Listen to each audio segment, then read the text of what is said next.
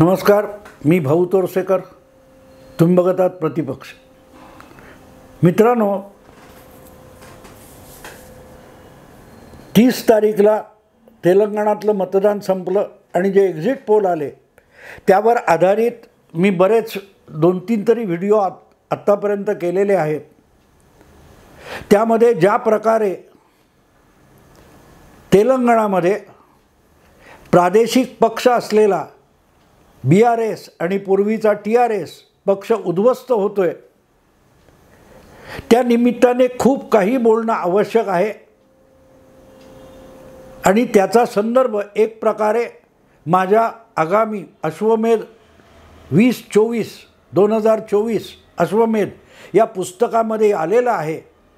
2024ची निवडणूक मोदी प्रचंड बहुमताने कशी जिंकणार आहेत याविषयीचं राजकीय विश्लेषण करणारं माझं पुस्तक पुढच्या याच महिन्यामध्ये डिसेंबर अखेरीला प्रसिद्ध होणार आहे. आणि त्यामध्ये मी अश्वमेध हा शब्द का वापरला आहे याचा खुलासा आलेला आहे. आणि त्याची इतकी झटपट प्रचिती येईल ही माझी लिहिताना अपेक्षा नव्हती.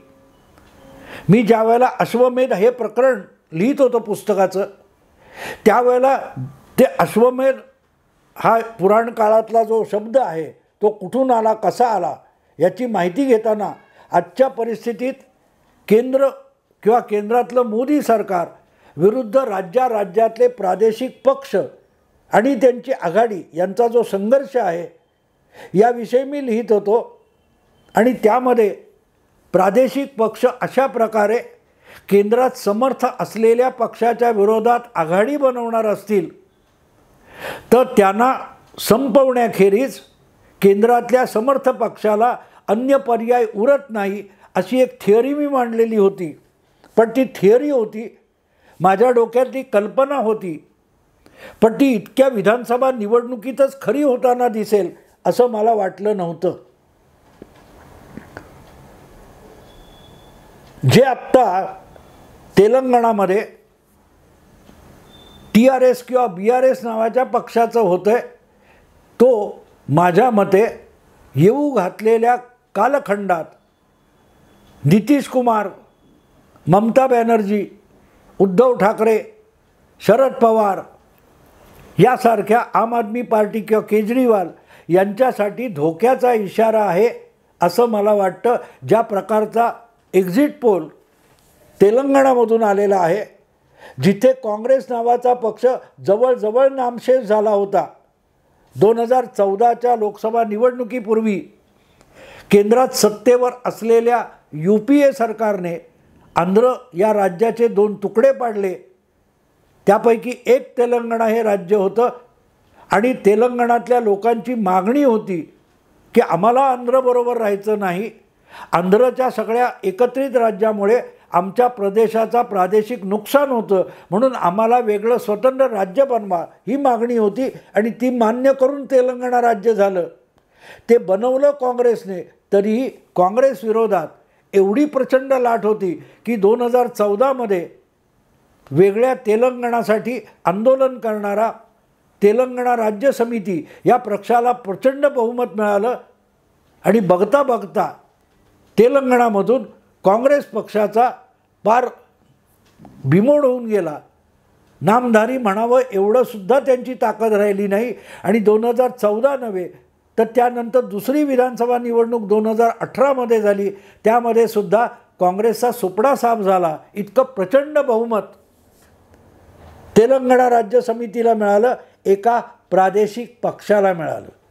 तेलंगणा राज्य समिती YSR काँग्रेस, तेलगू देसम, जदयू, नितीश कुमारांची, उद्धव ठाकरेंची शिवसेना, शरद पवारांची NCP, राष्ट्रवादी हे सगळे प्रादेशिक पक्ष आहेत. हे प्रादेशिक पक्ष जर आपल्या मर्यादेत राहिले तर त्यांना भाजपपासून धोका आहे असं बिलकुल नाही. आणि मला तसं वाटत नाही. आणि याचे 2 पुरावे म्हणजे आंध्र प्रदेशचा आजचा सत्ताधारी पक्ष जो आहे YSR काँग्रेस, त्याला भाजप कुठून फोडू शकली नाही, हरवू शकली नाही. त्याच्या आधी जो प्रादेशिक पक्ष आंध्र प्रदेशात सत्तेवर होता, तो भाजपच्या बरोबर होता, NDAमध्ये होता, ज्याचं नाव तेलुगू देशम पार्टी. त्यालासुद्धा भाजपपासून धोका नव्हता. पण ज्या वेळेला असे पक्ष हे कारण नसताना भाजपसारख्या राष्ट्रीय समर्थ पक्षाशी टक्कर द्यायला बघतात, तेव्हा मग भाजपला दंड थोपटून त्यांच्या विरोधात उभं राहायला लागतं. आणि त्यामुळेच उद्धव ठाकरे असतील, नितीश कुमार असतील, हे चंद्रशेखर राव असतील किंवा चंद्रबाबू नायडू असतील, यांचं नुकसान भाजपच्या विरोधात जाऊन झालेलं दिसतं. आणि त्याचं कारण आपण समजून घेतलं पाहिजे. भाजप ही एक वेगळी विचारधारा आहे. बाकीचे जे स्वतःला सेक्युलर म्हणवणारे पक्ष आहेत, हे सगळे सेक्युलर म्हणवणारे पक्ष हे मुळातच काँग्रेसमधून बाहेर पडलेल्या नेत्यांनी स्थापन केलेले, सुरू केलेले, विस्तारलेले आणि वाढवलेले पक्ष आहेत. त्यांची स्वतंत्र अशी कुठलीही विचारधारा नाही आहे. जशी भाजप आणि काँग्रेस ह्या दोन परस्पर विरोधी विचारधारा आहेत.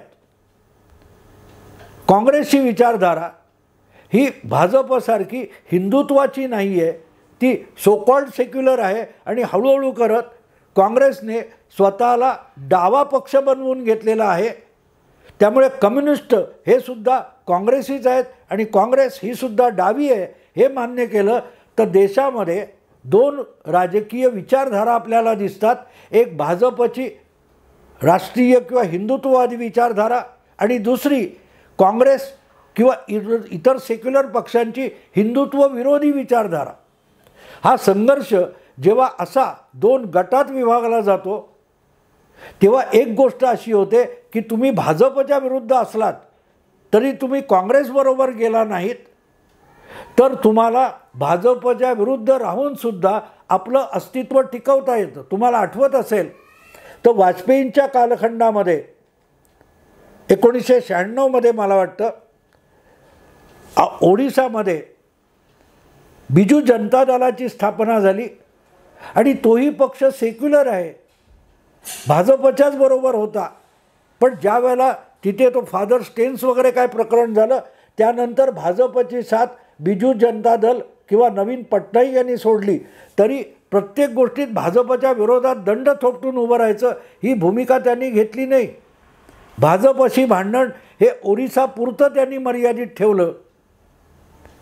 राष्ट्रीय पातळीवर मोदींशी किंवा भाजपशी नवीन पटनायक यांनी पंगा घेतला नाही. आणि तसंच्या तसं आपल्याला YSR काँग्रेसचे जगन रेड्डी वागताना दिसतात.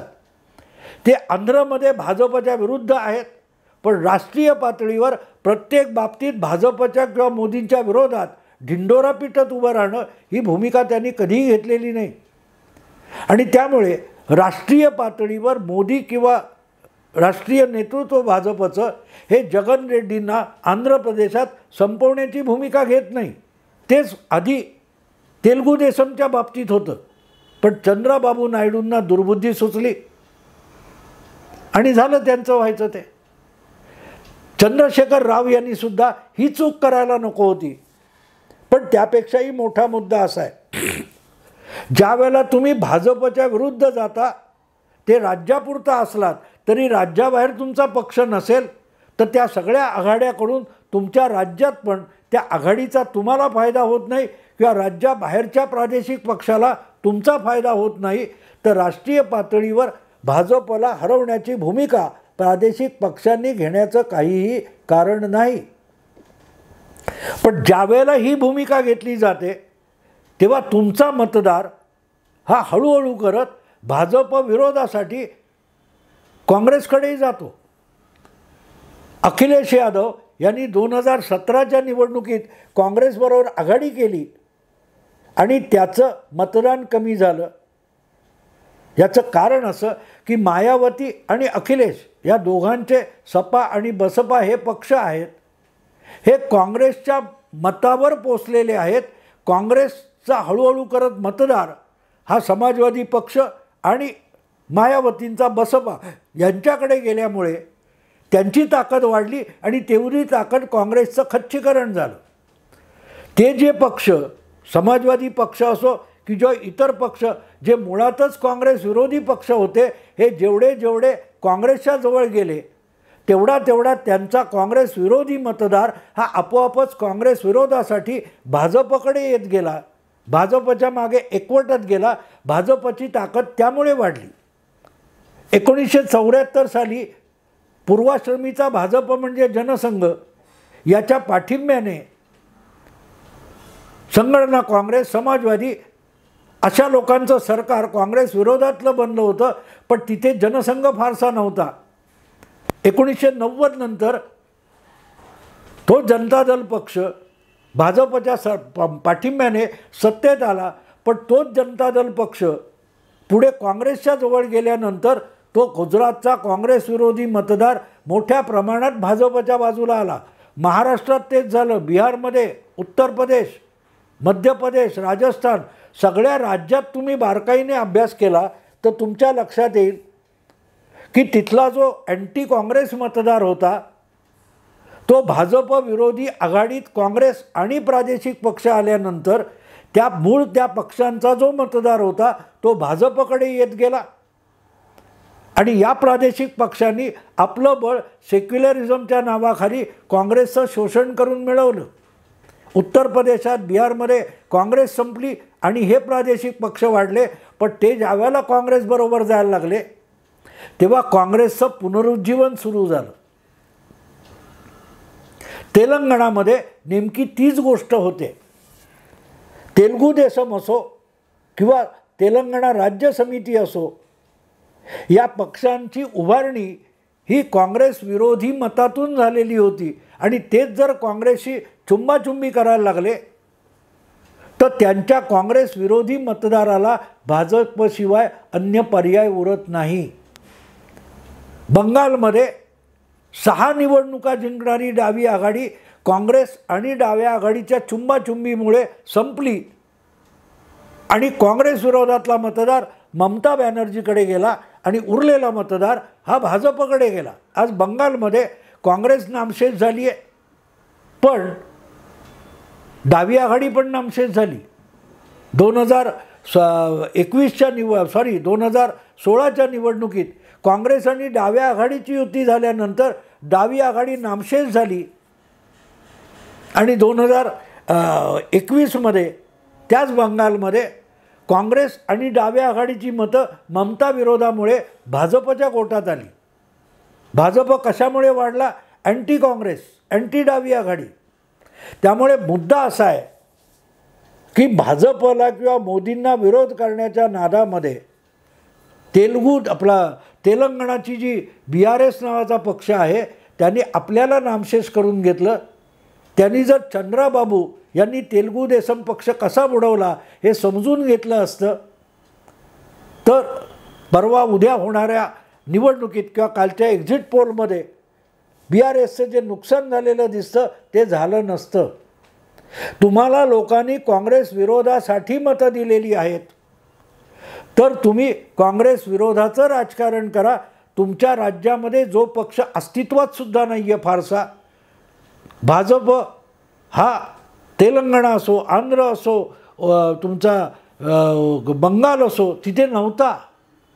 तरीही भाजपला हरवण्यासाठी काँग्रेसबरोबर हातमिळवणी करणारे प्रादेशिक पक्ष, मग ते डावे असोत, सेक्युलर असो, ते संपुष्टात आले.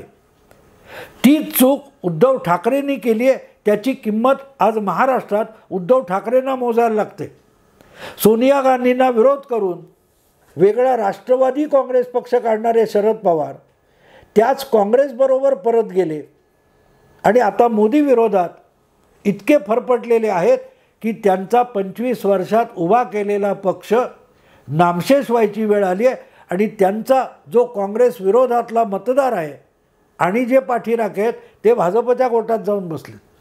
मुद्दा इतकाच आहे मित्रांनो या निमित्ताने सांगण्यासारखा की तेलंगणाचा निकाल विधानसभेचा हा अनेक प्रादेशिक पक्षांसाठी धोक्याचा इशारा आहे. धोक्याचा इशारा. तुम्ही भाजप विरोधी राजकारण करायला हरकत नाही, पण भाजप विरोधी राजकारण करताना तुम्ही जर काँग्रेसच्या बरोबर जाणार असाल तर तुम्ही जयचंद होता. भारताच्या इतिहासामध्ये जे इस्लामी आक्रमण झालं त्याची सुरुवात जयचंद राठोडपासून झाली. पृथ्वीराज चव्हाण जो दिल्लीचा सम्राट होता त्याच्या विरोधात सूडबुद्धीने पेटलेल्या जयचंदाने त्या शहाबुद्दीन घोरीला मोहम्मद घोरीला आमंत्रित केलं पृथ्वीराज चव्हाणला हरवण्यासाठी. पण पृथ्वीराज चव्हाणला पराभूत केल्यानंतर दिल्ली काबीज करणारा जो घोरी होता त्याने नंतर जयचंद राठोडला पण संपवलं. सूडबुद्धीने पेटलेला माणूस दुसऱ्याला संपवताना स्वतःची कबर खोदत असतो. याचं ताजं उदाहरण म्हणून आपल्याला चंद्रशेखर राव यांच्याकडे बघता येईल. पुढच्या लोकसभा निवडणुकीनंतर आणि त्यानंतर 6 महिन्यांनी येणाऱ्या विधानसभा निवडणुकीत उद्धव ठाकरे यांचा उबाटा शिवसेना गट आणि शरद पवार सुप्रियाताईंचा राष्ट्रवादी गट यांची अवस्था काय होणार आहे याची चाहूल तुम्हाला तिकडे लागते. अर्थात यांची मतं भाजपकडे जातील असं बिलकुल नाही आहे. पण राष्ट्रवादी सुळे आणि शिवसेना उबाठा यांच्या खच्चीकरणातून महाराष्ट्रात काँग्रेसचं बळ वाढणार आहे. काँग्रेस यांची मतं आणि यांच्या जागा खाऊन आपलं बळ वाढवणार आहे आणि देश आणि देशातला मतदार हळूहळू देशाचं राजकारण हे द्विपक्षीय पद्धतीकडे घेऊन चाललं आहे. आणि त्यामुळे भाजपला विरोधी पक्ष किंवा छोटे छोटे प्रादेशिक पक्ष संपवायचे नाही आहेत. पण या प्रादेशिक पक्षांनी आपली मतं बळकावलेली आहेत ती परत आणली तरच आपलं पुनरुज्जीवन होऊ शकतं हे काँग्रेसला माहिती आहे. म्हणून या सगळ्या प्रादेशिक पक्षांची आघाडी बनवायची, भाजप विरोधातली आघाडी बनवायची आणि प्रत्यक्षात या सगळ्या पक्षांना खच्ची करून आपलं पुनरुज्जीवन करून घ्यायचं हा काँग्रेसचा अजेंडा आहे. आणि त्याला आपण म्हणतो ना कसायाला गाय धार्जिणी, तसे हे सगळे प्रादेशिक पक्ष. दिल्लीत भाजप संपलेला नाही पण काँग्रेसला संपूर्ण आम आदमी पार्टी वाढली. तीच जर काँग्रेसबरोबर हातमिळवणी करणार असेल तर आम आदमी पार्टी संपेल आणि दिल्लीमध्ये परत एकदा काँग्रेसचं पुनरुज्जीवन होऊ शकतं. तेलंगणाचा निकाल हा त्या अर्थाने त्या दृष्टीने बघितला पाहिजे. अर्थात आम्ही विश्लेषण करणार, आम्ही सांगणार, पण आमचं कोणी गंभीरपणे ऐकेल अशी बिलकुल खात्री नाही. 10 वर्ष मोदी का जिंकणार, मोदी का जिंकतात आणि मोदींची टक्कर घ्यायची तर काय सावधानता बाळगल्या पाहिजेत हे मी पुस्तक लिहून, ब्लॉग लिहून आणि व्हिडिओच्या रूपाने सतत सांगत आलो. तर माझ्यावर मोदी भक्तीचा, मोदीचा चाटुकार हा शिक्का मारण्यात आला. नुकसान माझं नाही झालं, भाजपचा फायदा झाला असेल. पण ज्यांना सावध करत होतो तेच मला लाथ मारत बसले, मला शिव्या देत बसले आणि त्यांचंच नुकसान झालं. तेलंगणाच्या निमित्ताने हा सगळ्या भाजप विरोधी प्रादेशिक पक्षांना मी सावधानतेचा इशारा देतोय. त्यांनी तो मनावर घ्यावा किंवा आपला अवतार संपवावा, त्यांच्यावर अवलंबून आहे. आत्ता इथेच थांबतो. आवडलं लाईक करा, शेअर करा, सबस्क्राईब करा. नमस्कार.